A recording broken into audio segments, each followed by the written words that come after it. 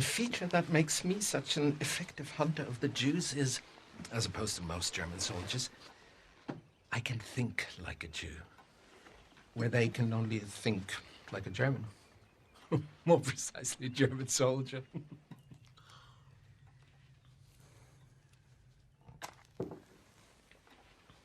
Now, if one were to determine what attribute the German people share with a beast, it would be the cunning and the predatory instinct of a hawk.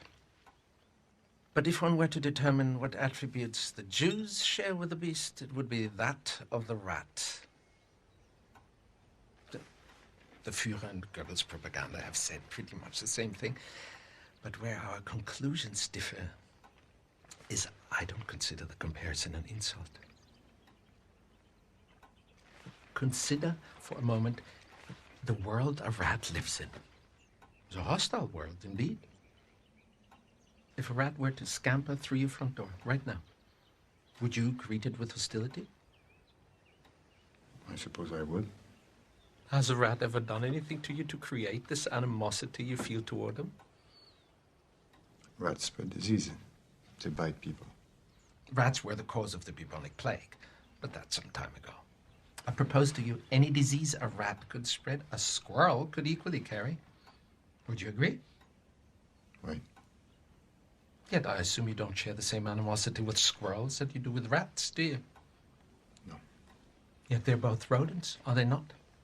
And except for the tail, they even rather look alike, don't they? It's an interesting thought, Herr Colonel.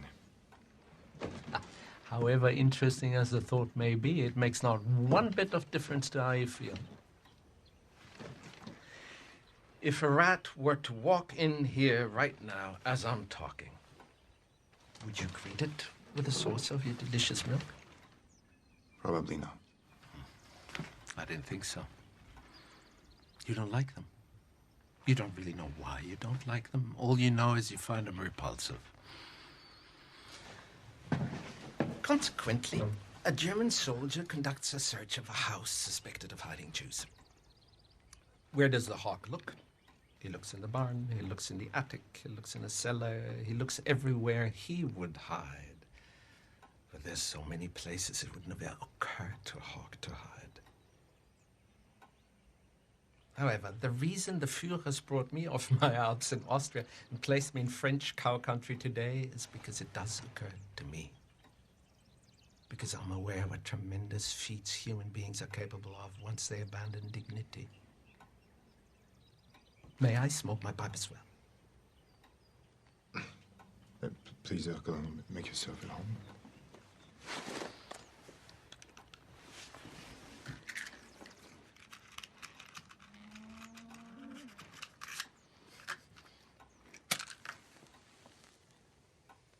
Now, my job dictates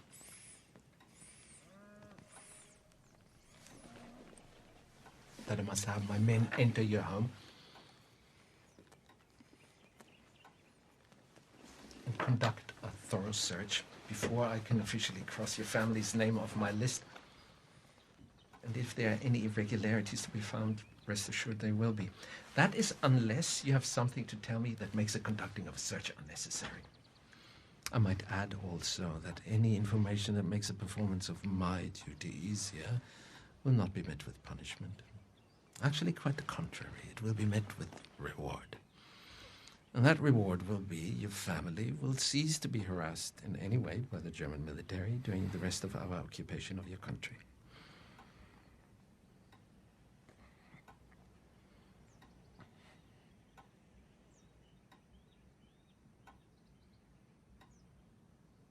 You're sheltering enemies of the state, are you not?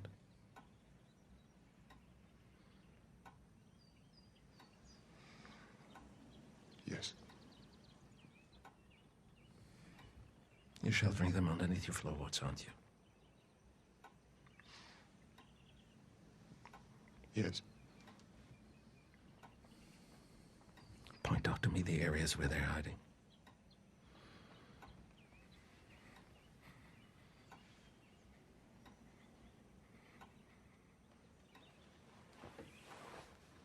Je vous remercie pour le lait. hospitalité. Il me semble que nous en avons terminé.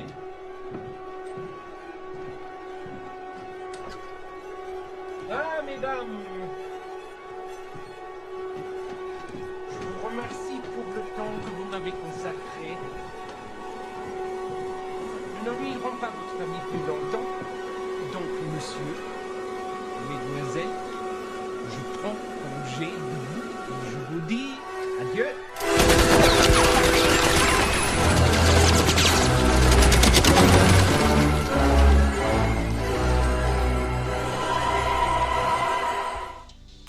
Good afternoon. I hope you're feeling blessed and highly favored on today. If you are familiar with the movie Inglourious Basterds, it's one of the, I consider it to be a classic. I believe the gentleman who played Hans Landa, he actually received an Oscar for his performance and very much well deserved. I just love this character, man. I love naturally charismatic characters. He really brought it to life, so to speak. Very well spoken gentleman, very classy, but very menacing. I love this character because oftentimes, much like in Quentin Tarantino movies, they're known for their excellent dialogue. And the first thing that I immediately noticed in the scene is, when he comes in, he asserts his dominance and he asserts his will in the most polite fashion, ever. And if you haven't saw this film, I would highly encourage you to definitely go check it out. But as I was reviewing the opening clip the other day, which is widely considered one of the best intros in film history, I found it quite interesting. And this hasn't been my first time thinking it, but I decided to go ahead and bring it to the forefront today and go ahead and deliver a message on it. Now, Hans, if you're not familiar, he was named the Jew Hunter. Of course, this is during the times of Nazi Germany. And he, or the place that he's visiting in the beginning, had previously already been looked at. They had already passed inspection. One of his lower ranking officers that came in had completely surveyed the campus and nothing was there, or so they thought. But Hans knew better, so he comes out, and we don't have any knowledge of this. We just kind of see him pulling up, and his whole dramatic introduction. But once sitting down, he begins to speak, and he informs the gentleman that in a very roundabout way, that what brought him here on today is the fact that previously, his crew had came out, but they had an inability to think outside of a German. And so he began to describe in order to find somewhat of a level of understanding as to where these individuals could and possibly be hiding, he had to put himself into their mindset. And so he does so in a very articulate manner. He starts off by stating which beast the German is most comparable to. And so if he had to choose one as far as with characteristics, he describes it as the hawk. Now, where does a hawk hide? He says, so he goes to look everywhere that he would hide himself. Of course, in attics and sheds and closets and barns, things like this. But he said he had to think outside of that, and so he began to think of in the manner of a Jew. And in his mind, of course, this isn't my thinking at all, but he said, according to what he knew about Jews, they would be most comparable to the rodent. And with this, even though it's a terrible analogy or a terrible example, he was in fact correct. He knew everything what was going on, and his suspicions proved to be correct. And it's such a powerful scene. The man who was housing the Jews, he just broke down crying because he already knew he had to get that up, and it was what it was.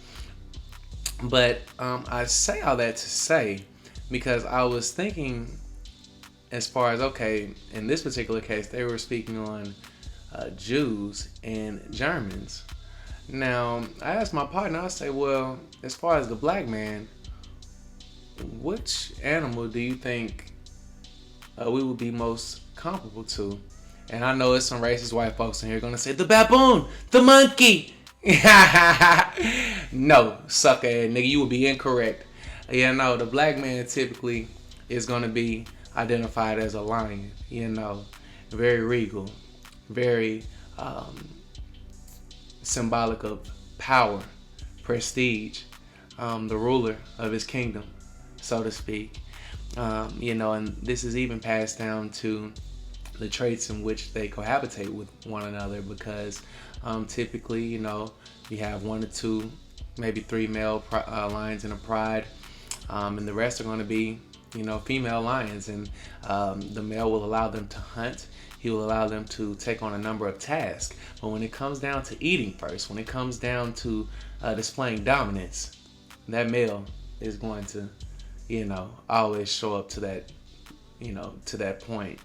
And as I began to think about this, I thought about the counterpart to the black man. And I thought, as far as in society nowadays, I thought about a number of people. I thought about, first, the renegade woman, as I would like to call them. But you may know them as, well, they're two different things. But, for terms of this conversation, I'll refer to it as a renegade. What you may know is, or as a feminist woman, so to speak. And if I'm looking at the feminist woman, or the weak male, so to speak, if I'm looking at society from a standpoint and the dynamics in which they are trying to throw on us as a population, then I would compare a good group of the population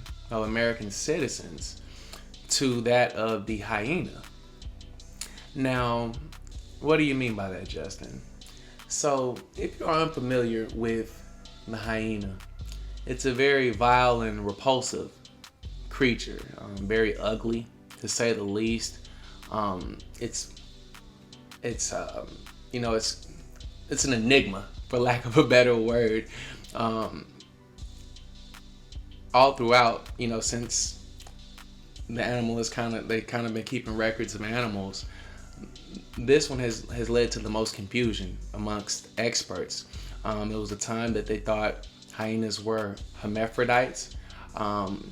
They thought them to be from the dog family, the cat family. It's just, they look at it from a number of ways because it's really such an enigma. And the biggest thing, or the biggest takeaway that I got from this, as I began to look more in depth at it, the hyena, these are one of the few packs to where it's dominated by the females. Even going on to say that the females are larger than the male hyenas. And so when it comes to feasting, or when it comes time to eat, as you would see on the flip side, the male comes in for the lion. No matter who done made the kill, he coming in eating first. And that's already understood. But for the hyena, the poor male, he has to humble himself. The females actually gorge and get to eat first. And the male, he has to tuck his head down. I want you to, if you think I'm lying, go look at hyenas. You feel me? Go, National Geographic on YouTube and check it out. The male gonna come in with his head down, all emasculated, much like a lot of you dudes in our society today.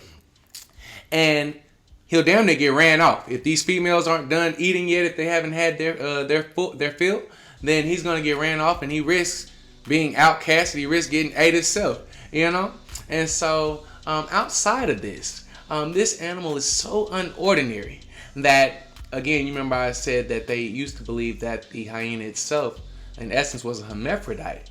This is actually incorrect.